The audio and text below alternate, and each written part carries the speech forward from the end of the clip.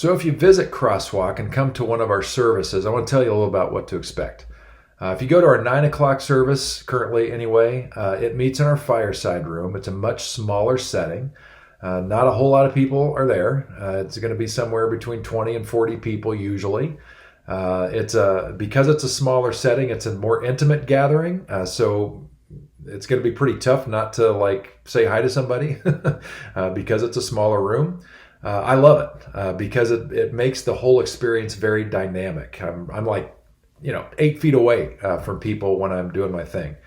The primary difference between our early service and our later service is music. We don't offer any at the 9 o'clock. So if you come, you're going to hear some updates, some announcements. I'm going to lead you in a meditation, which is it's going to have some breathing, some silence. I'll guide you through some thinking about things maybe related to the teaching today, and I'll tie in some prayer with that as well.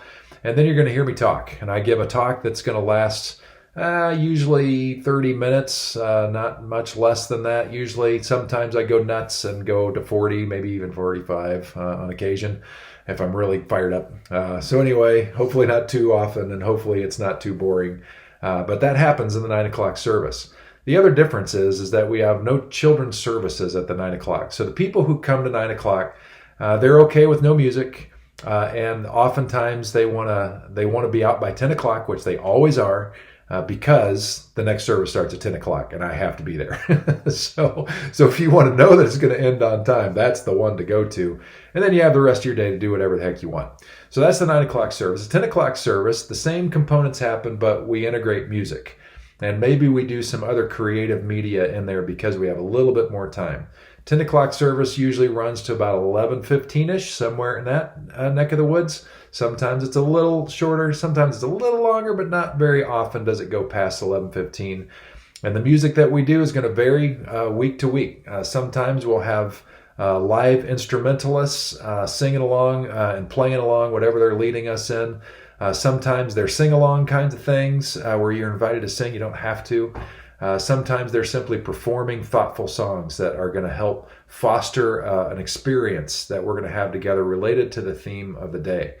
Sometimes you're going to have singers that have these incredible backups that are video-driven. So we don't have a rock band that's necessarily going to rock it out every week. That's going to ebb and flow over time. But luckily, there's great stuff out there that we can bring some great songs and lead those. Sometimes they're going to be worship-y type songs that you sing along with. Sometimes they're going to be solos that they just sing, which are thoughtful songs about the theme.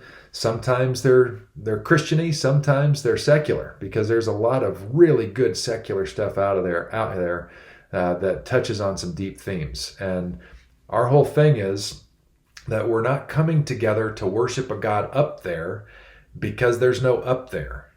And so as pastor, when I think about what we're trying to do in our services, it's really to help foster a relationship and experience between us, each other, and the divine, to help center us, to help draw us closer, to get to our true selves, to hear the voice of God, the whisper of the Spirit of God, that we would be closer to God, closer to each other, more our true selves, like I said.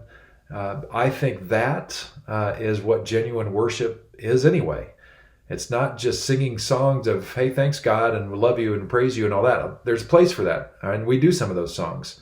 But I think there's a deeper current about what worship is really about. And at the end of the day, worship is kind of that reset moment where we come together, we hear together, we think together, we pray together, we sing together, and then we go out into our lives. And that's where the real worship begins, is how are we saying to God, you are worth listening to and following.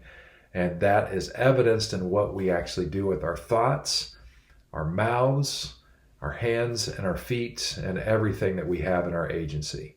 So that gives you a little bit of a flavor. If you're watching this, you've probably already caught some of our live services already and listened to me teach, but that gets you a little bit inside my head as I'm thinking about how we design what we do here.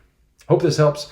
If you want to talk more about this, I love to do that. So let's grab a cup of coffee if you'd like. Otherwise, thanks for tuning in. Hope it was helpful.